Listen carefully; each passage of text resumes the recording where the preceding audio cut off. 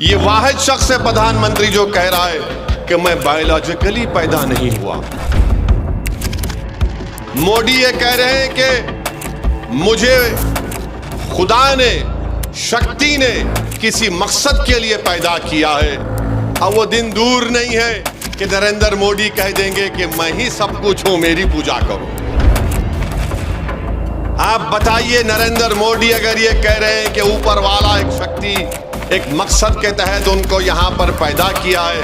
मोदी जी, जब कोविड के 2 वेव हुए तो बिहार के नौजवान जो मुंबई से, दिल्ली से, हैदराबाद से, बेंगलुरु से पैदल चलकर आ रहे थे, तो क्या इसीलिए ऊपर वाले ने आपको प्रधानमंत्री बनाया था कि उनको तकलीफ पहुंचाई जाए?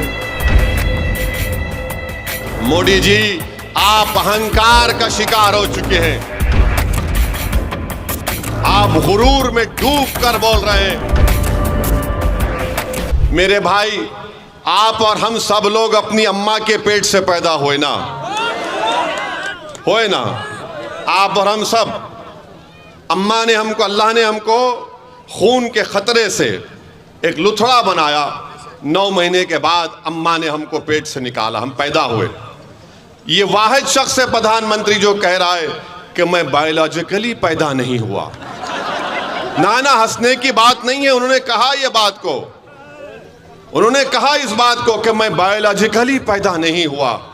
अब आप बताइए, 130 करोड़ जनता का प्रधानमंत्री है और संविधान की दफा 51 ये कहता है कि भारत के नागरिकों को अपने आप में एक साइंटिफिक टेम्परामेंट पैदा करना चाहिए, यानी एक साइंटिफिक सोच पैदा करनी चाहिए।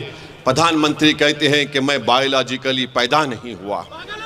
सुनिए, अभी आपको समझाना चाह रहे हैं। 2014 में जब आए थे तो कहा था अच्छे दिन लेकर आऊंगा, कहा था ना। फिर कहा था कि भाइयों बहनों 15 लाख डालूंगा।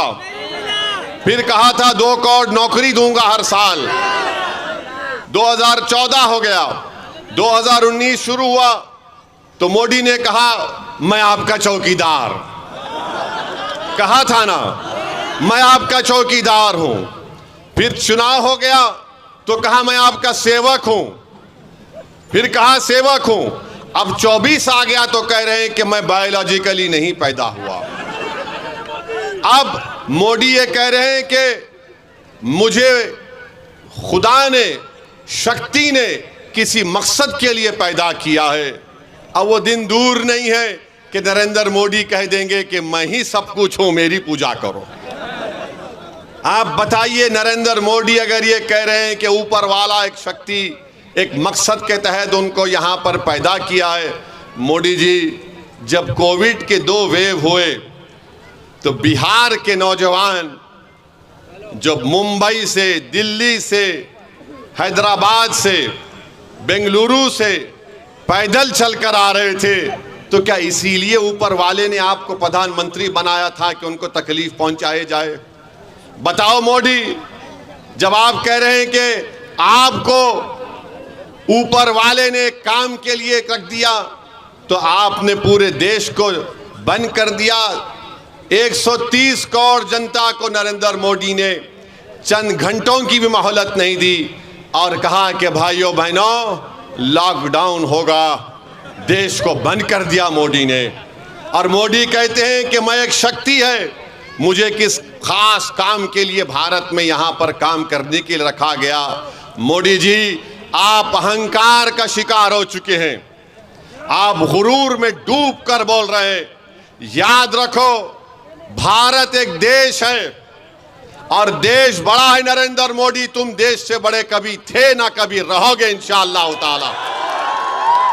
मोदी जैसे 56 लोग आके चले जाएंगे, मगर भारत रहेगा इंशाअल्लाह ताला।